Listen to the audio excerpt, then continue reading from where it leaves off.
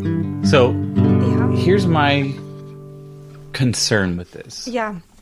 This isn't something I wrote now, Ooh, that's true.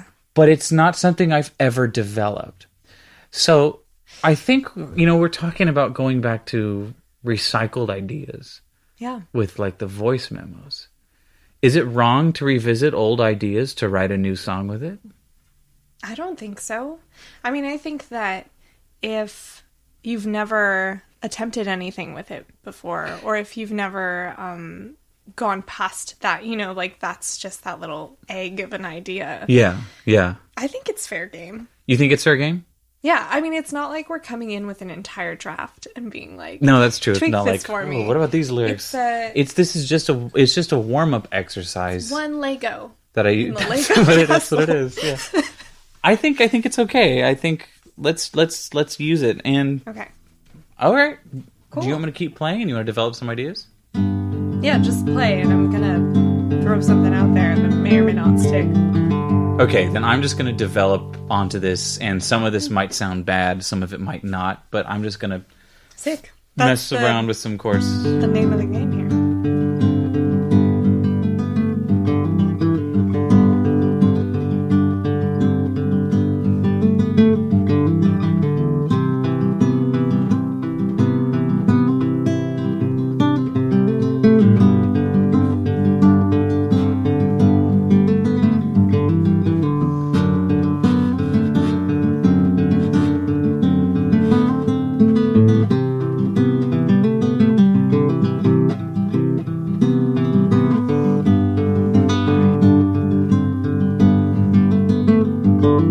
Woke up today, said I can't be the only one who feels this way. Looked around, saw my face. I don't know what these words are gonna be, but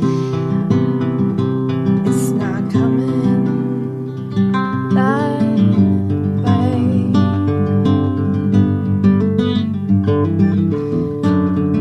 And I wish that I could stay.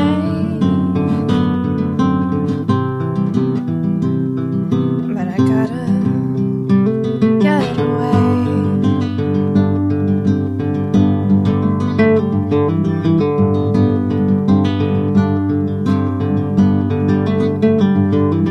I've seen so many different faces, different places too. I've seen them all, and all I won't recall is you.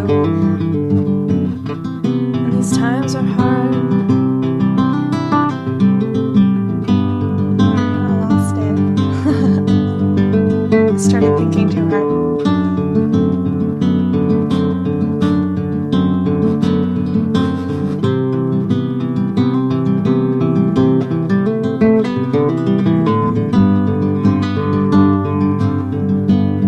This like started to become my song about why I'm moving to Canada. Oh my gosh. Just kidding. So we'll keep going, but like, I don't know what I just said, but I liked the melody. I just don't know. oh man. I mean, there wasn't a melody, but I feel like the registers are.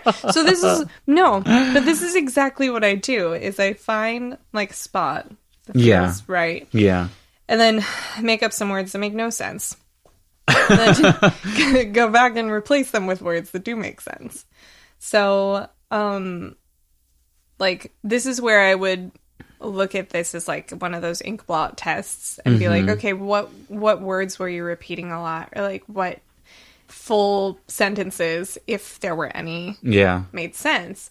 And some of them, like I think like two of those lines are probably lines that I've used in other songs in some or are close to lines that I've used in other songs. Can you plagiarize yourself? Can you? No. I don't think so. But I mean, those wouldn't be the ones that I would focus on because they've been used. Sure. You know? Yeah. So, I don't know.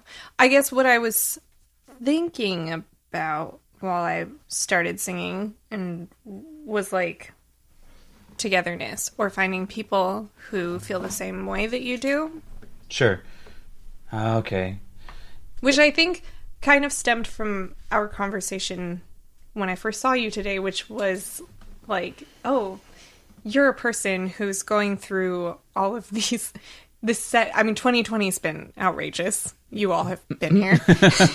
you saw it. You know. Yeah.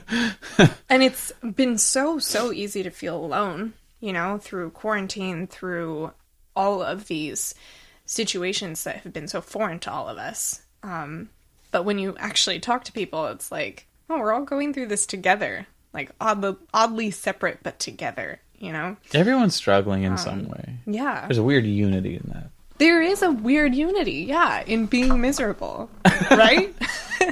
That's what I was thinking about when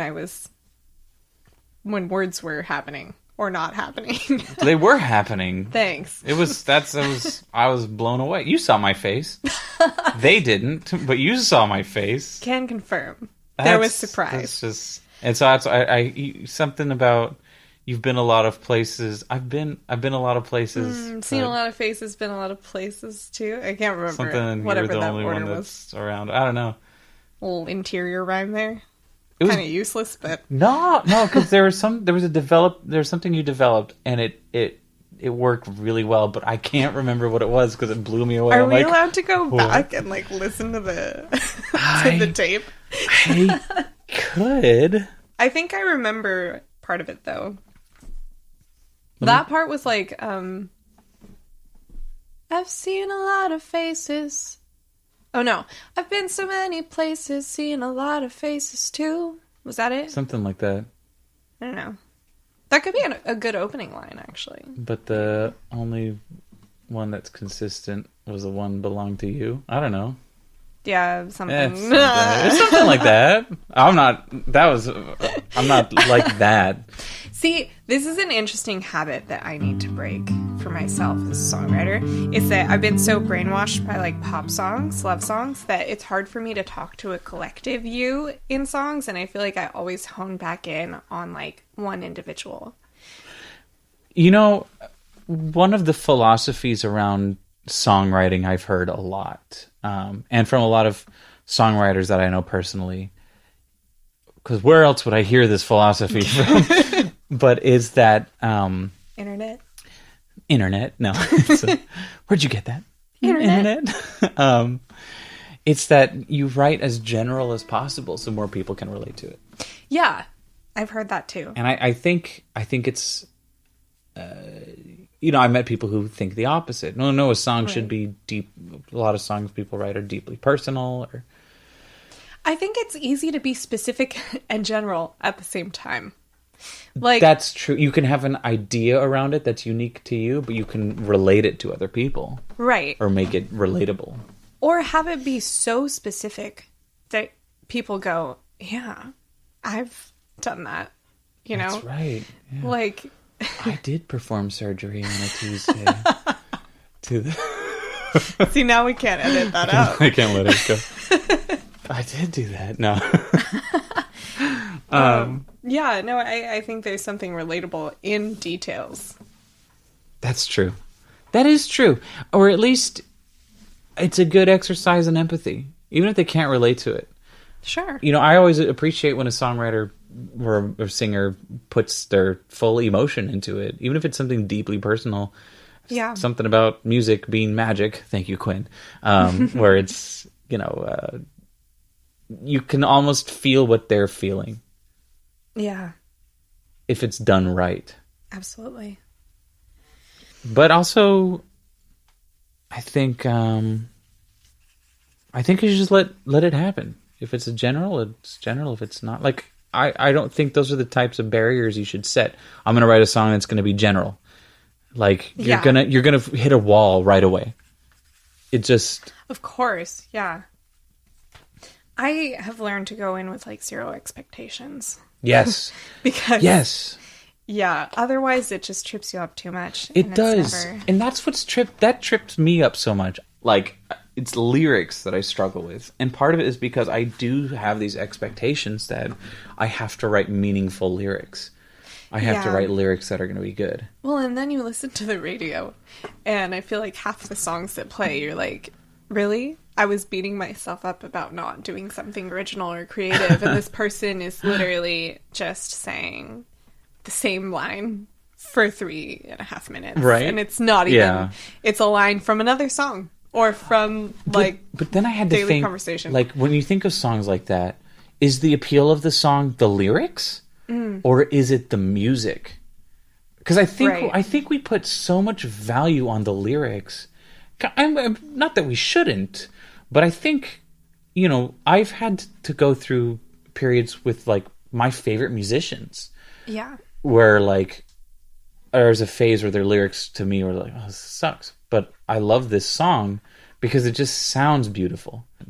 But yeah, you have to let go of the lyrics because sometimes it's just not a strong suit for certain musicians. Yeah, I feel like producers and people who write music, specifically like instrumental music, don't get enough credit. Like if you look at Billie Eilish and her brother, her brother's kind of the genius. I mean, I think that Billie's really talented, but Phineas, like, is the one who has built their empire. But he's had quite a lot of experience in the music industry. He has. But he knows how it works. Talk about them, we talk about Billy. We don't talk about him. Because he's got the below the line job. Yeah. Which behind the scenes. Yeah. I was, that's the one thing I liked, was learning about above the line and below the line jobs. And above the line people come and go. But if you have a below the line job, you're there. But it's true that there's one thing about, like, with Billie Eilish, and I know a lot of people give her crap because she's young. Yeah, like, she's just turned, like, she's 18 or whatever. But I mean, it's popular music. Yeah, she's getting played on the radio. People give. I think too many musicians dismiss pop music. Yeah, and I think that's wrong. I think fundamentally that's a wrong thing to do. Yeah, I mean, I think like any genre, there's going to be good stuff and bad stuff. You know? Yeah. There will be quality pop music and then pop music that's just annoying. And sure. But you'd have that in any genre. But I think we have to accept that there is an appeal to those songs that you might not like, and you're just not seeing it. Or you just don't appreciate it. And that's fine. You can have preferences. You don't have to like every song that's ever made. You know, Louis Armstrong's philosophy was, well, if you can tap your foot to it, it's a good song. And I'm like, okay, but I love music. I don't love the music that much. You know? Here I am with a songwriting podcast. I definitely learned to like things about certain music. Like country music is not really my jam. But I've come around to find things about it that I can appreciate. Yeah. I can appreciate a lot of the emotion that goes into a lot of the sadder songs in country music. I appreciate the amount of work that goes into making it. It's just I feel like aesthetic is aesthetically, it's just not my thing. Right. And that's fine. But I can see why it's appealing. Yeah. It's like with hip hop or like rap or that type of... Or opera. Or classic. Anything. Yes, thank you. Like, I appreciate that took so much work, but I'm not going to... You're not going to listen to Wagner. It while I'm driving. Well, frankly, I don't think we should be listening to Wagner. No. God, In general. In general. That would be great if we could... Genius musician, horrible human being. Listen to Giacomo Meyerbeer if anyone wants to explore the early days of opera. Great. Skip Wagner, listen to Meyerbeer. Yeah. I mean, that's the one thing I got out of Cal Poly was learning to really appreciate classical music. It was always something my grandparents listened to classical music all the time, and I'd be in the car with them, and I'd be like, oh my God, I want to listen to The Who, or I want to listen to the Beatles, or whatever. I don't know. But then you study it, and you're like, oh my God, this is ridiculously complicated, beautiful works, because you couldn't just record lyrics, I guess. I mean, you have opera. But before then, we didn't really know how music sounded before the Middle Ages. I don't mean to dive into a history lesson here. But you know what I mean? Like, it has a long history of just being instrumental. In Western music, I think when we talk about classical music, we have to be very clear that we are referring to Western classical music in general. You know, we idolize Mozart, as we should, because he's a prodigy and has accomplished so much as a musician. Yeah. But we have to remember there's a wider scope. Absolutely. He is Absolutely. a representation of one type of Yes.